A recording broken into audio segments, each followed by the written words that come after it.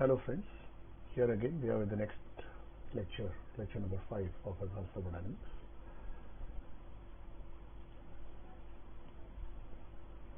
In the past 4 lectures we were actually looking at the understanding of basic concepts of thermodynamics in terms of object, isolation, equilibrium, interaction. And in understanding interaction we tried to look at properties which are orthogonal to each other and define them as generalized coordinates. The generalized coordinates are things that change because of an interaction, and what causes that interaction or what causes that change is the generalized force. And we looked at the formalism of defining generalized force, and we discussed examples of that. So today we will be looking at another form of interaction which is not necessarily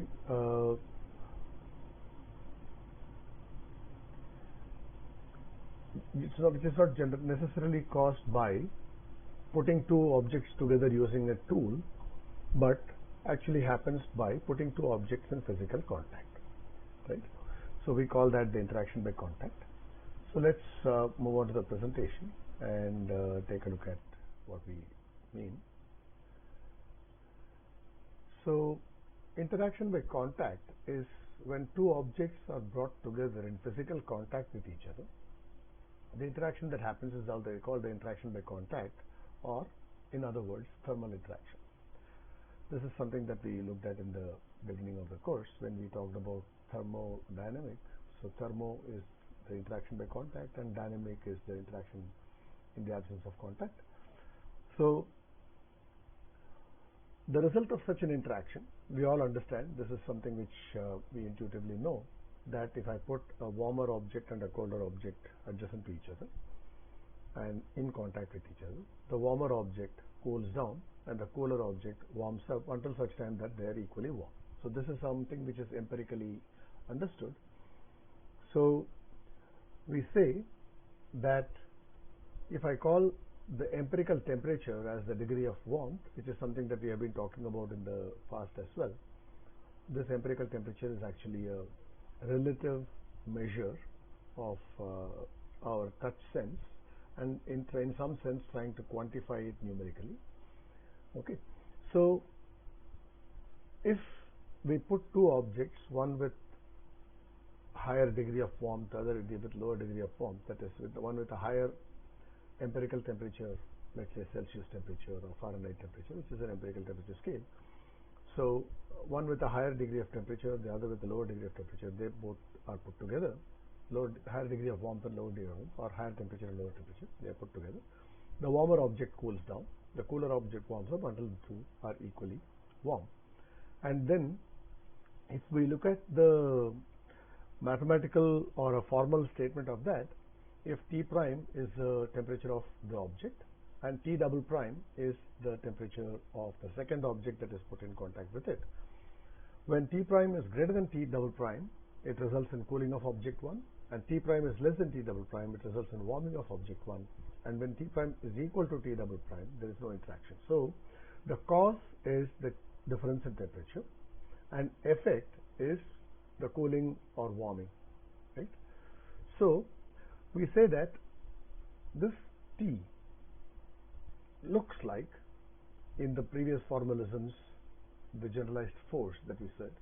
So we could possibly say that the empirical temperature could be treated as the generalized force for an interaction by contact to happen. But then the question is, what is the generalized coordinate?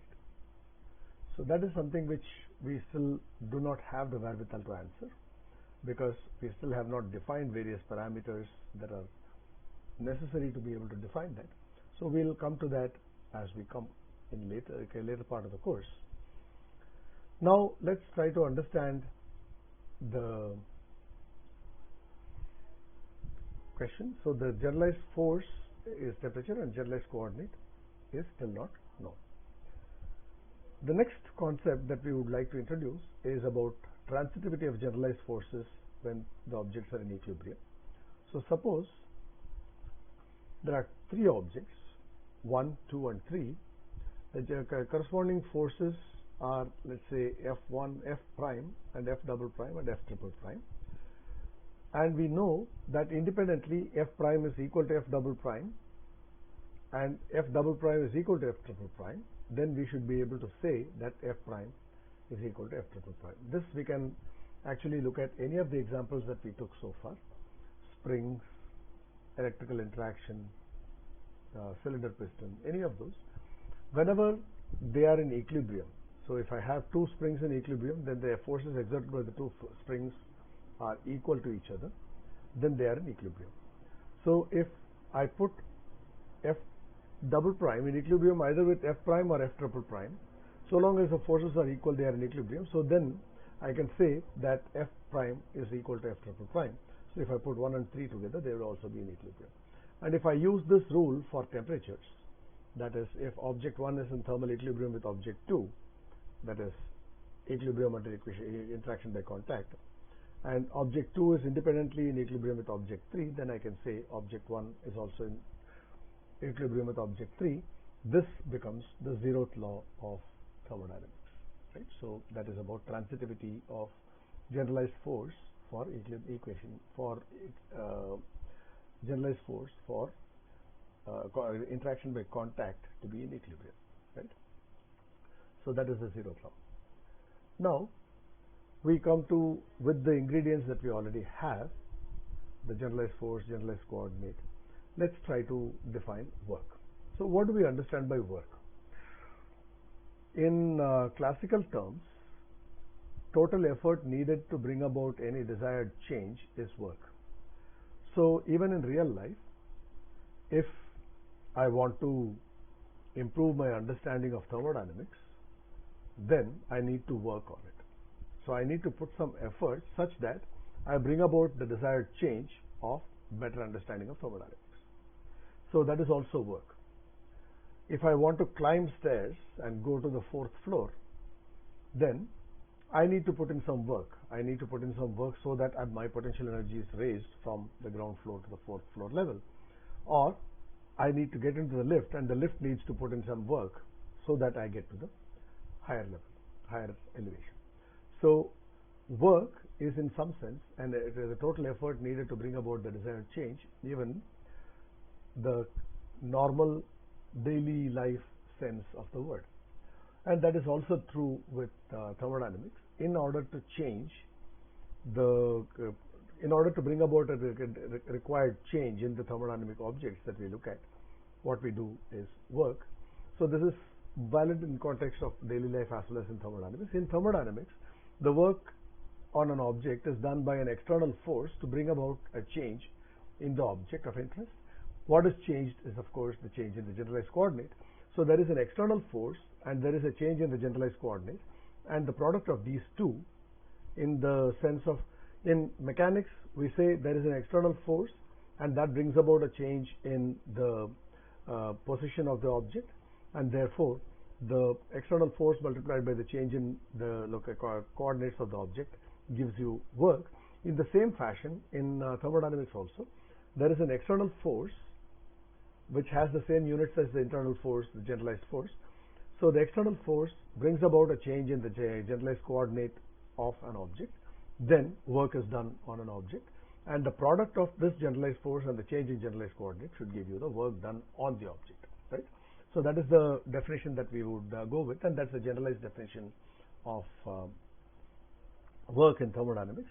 So the work done on an object, so if object 1 is my object of interest, whose generalized coordinate is x prime and generalized force is f prime, and f double prime is the external force, then f double prime multiplied by change in x prime, that is f double prime dx prime, is the work. So in this case, actually I should have written it as delta W on. So let me quickly try to do that.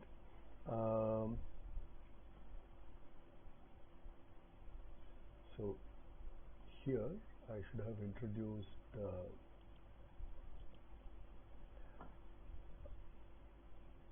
insert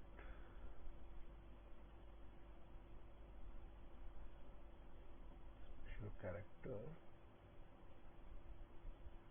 symbols.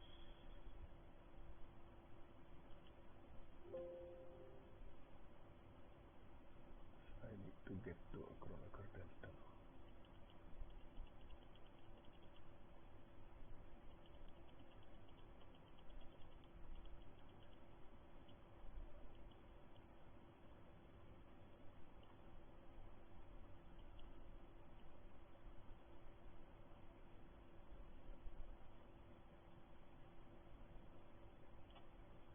Yes, so the symbol delta.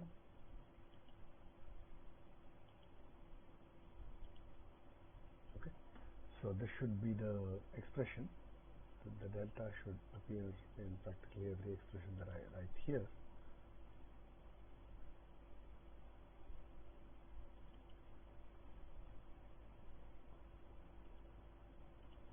Right, so this is the thing. So let's come back to the presentation. Yeah.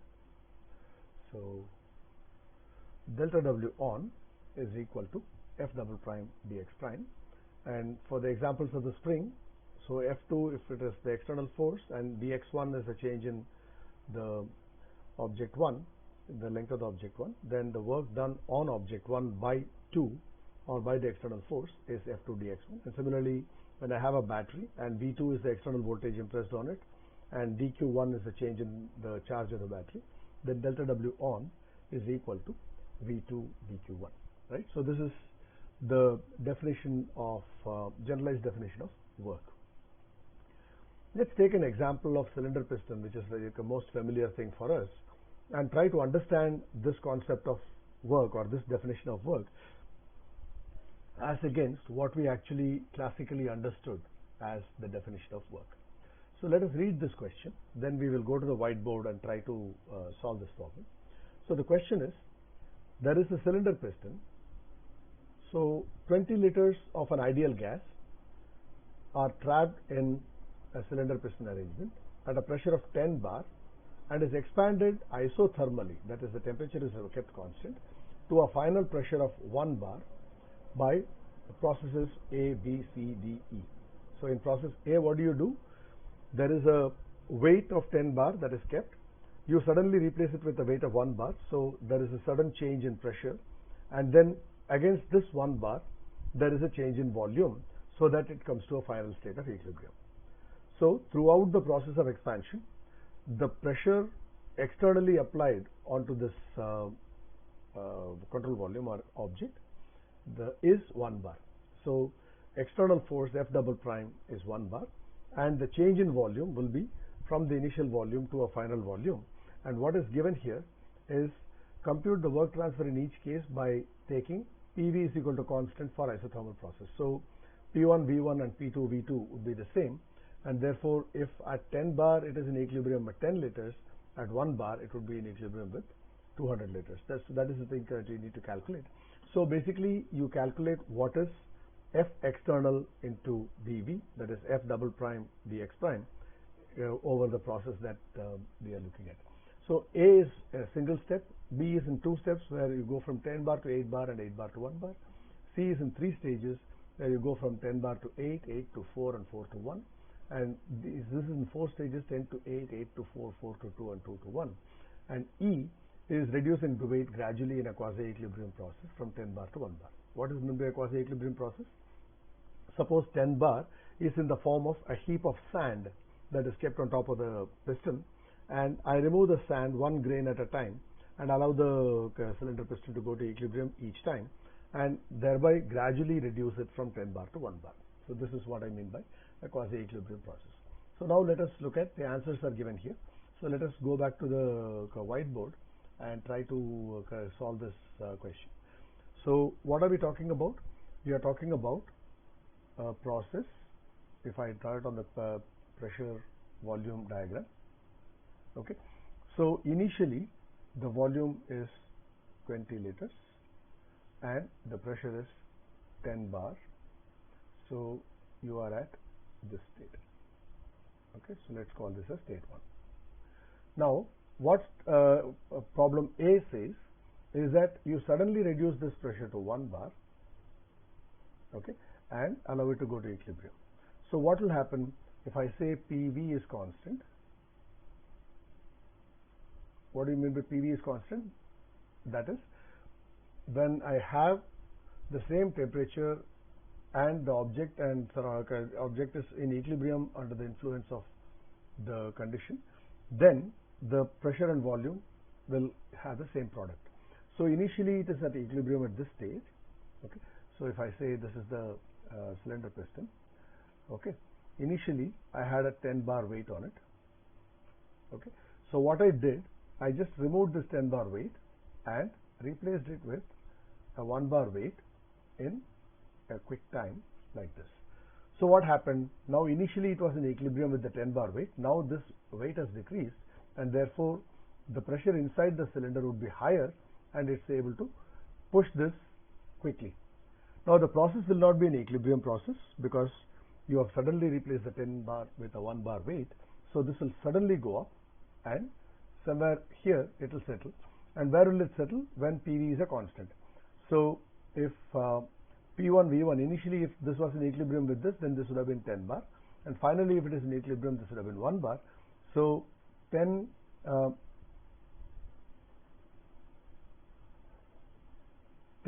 into 20, let's forget about the units, but just be consistent with the units. So 10 bar into 20 liters initially would be equal to 1 into V2. So this V2 has to be 200. So V2 is 200 liters. Okay. So final volume will be 200 liters. So this is, let us say, state 2. So from state 1 to state 2, we have come through actually a non-equilibrium process, and therefore the path in between is not known to us. Okay, because the intermediate states from the initial state to the final state were not equilibrium states. The piston has just moved up quickly from the 10 bar initial equilibrium state to the final 1 bar equilibrium state, and we allow it to go to equilibrium at that state, so such that the temperature is the same as in the initial temperature. Then PV is equal to constant, and therefore we get this. So the final state is in equilibrium, so we are able to say this, but we cannot say that about any of the intermediate states, so we don't know the path. Okay. So now what is the work? The work in this case, throughout the process of expansion, the work has been done against this 1 bar pressure. Okay. So F double prime will be F double prime will actually be 1 bar with a minus sign here because it will be negative of pressure, minus 1 bar. Okay, because we know that the generalized force for this case is minus P. So F double prime, which is an external force, will be minus 1 bar, right? And the change in volume is 200 minus 20, so that is 180 liters. Okay, so the dV, which is the characteristic here, so the product will be 1 bar, which is 10 to the power of 5 newtons per meter square with a minus sign, multiplied by 180 liters, which is 0.18 cubic meter. So this will actually give me 0.18 10 to the power of 5, which will be 18,000 joules with a negative sign, which is minus 18 kilojoules. Is that correct? So if I go in one step from 10 bar to 1 bar, then the work done is minus 18 kilojoules. So this is the A.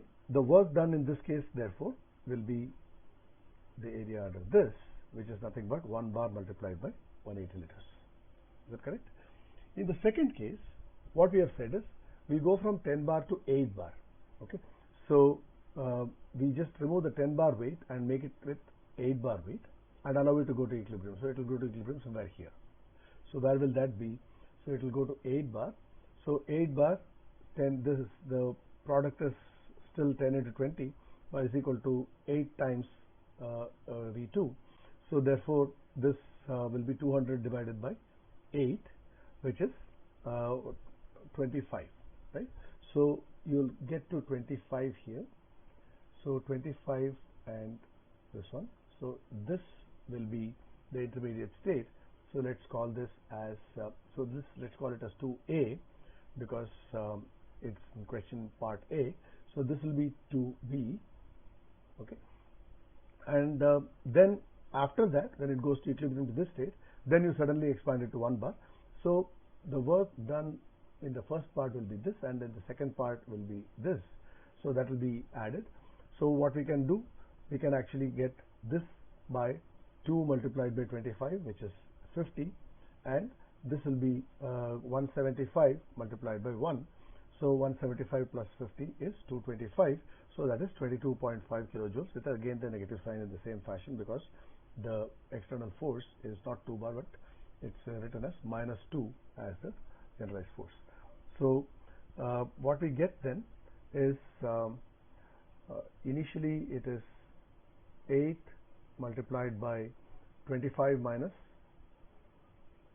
20 plus 1 multiplied by 200 minus 25.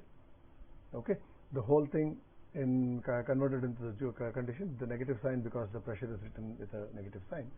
Okay, so again this is 10 to the power of 5, 8 in 10 to the power of 5, and this is 10 to the power of -3 is to be in consistency of the units, 10 to the power of 5 and 10 to the power of -3. So you get this 8 into 5 is 40, okay, multiplied by 10 to the power of 2, so it's 4000, plus again here it is 175 into 100, so 17,500. This is 21,500 with a negative sign joules, which is minus 21.5 kilojoules. Okay, the next case is again coming down, so you will be 4 bar and 50. So this will be the first, and this will be the second part, and this will be the third part. In the fourth case, you are coming down to 2 bar with 100 liters here, right? So you will be this work, and then this work, and then this work, and then this work. And in the final case, you are going by quasi-equilibrium process from the initial state to final state. Okay, so that will go through all of these equilibrium states. So if I look at all of those cases, then the second case, in the third case, this is B, so you will get a 21.5. In C case, you will get this one minus 8 into 5 minus 4 into, this is 50 minus 25, this is 25, minus 2 into 100 minus 50, which is 50, and minus 1 into 200 minus 100, which is 100. So this will be the thing that will come, this whole thing multiplied by 10 to the power of 2 into to get joules, because it is 10 to the power of 5 and 10 to the power minus 3. So this will be 40 plus, so minus 40 minus 100 minus 100 minus 100, right? So this will go to minus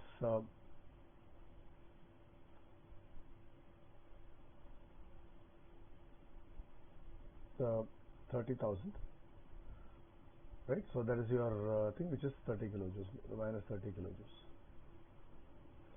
Okay, so okay, in D you will have only 5, 8, 4, and 1, and in D, so this will be part D. In C you will have 8 times 5 minus 4 times 25 and minus 1 times, so this is 50, so this will be 150. Okay, so that will be the C case, in which case it is 150 plus this is 100, 250 plus 40, 290. So this will be minus 29 kilojoules. So this is the answer that we were actually looking at. And in the E case, it will be integration of PV is equal to constant. So PV is a constant. So then P is constant divided by volume. So if I go from state 1 to state 2 of integral of P external into dV with a minus sign, minus P external to dV, this is the work that we get. This would be in this case, if at equilibrium, this would be actually equal to C by V. So you actually get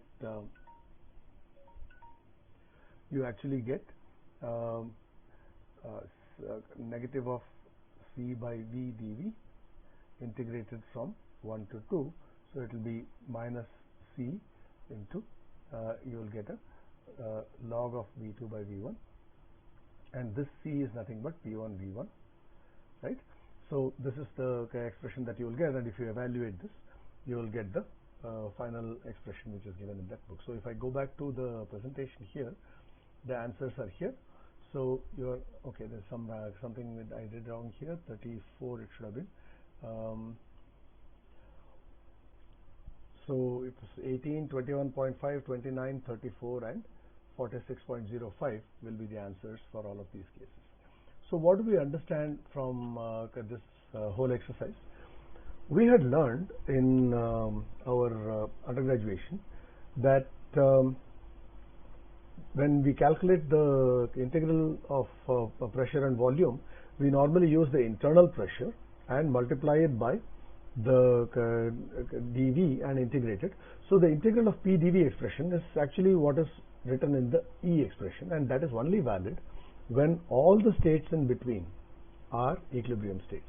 But if you are generally talking about an initial state in equilibrium and final state in equilibrium, in between this equilibrium state is not there, then if you use the more general expression of P external dV, you are getting the answer right. So that's the thing which you need to understand, that integral of P dV, because P external and P internal would have been equal throughout the process when the entire set of points in between, from the initial state to final state, all points were in equilibrium and obeying PV is equal to constant.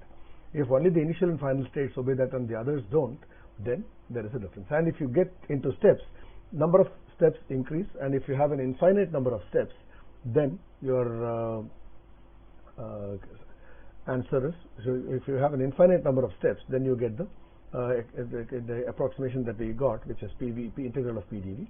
But all of the other steps actually had work which is less than that because of the process being not entirely reversible. Right? So we'll stop at this point, and we'll continue in the next lecture to understand further implications of this, and we'll discuss work, heat, and first law in the next lecture. Okay, we'll stop here and discuss in the next class.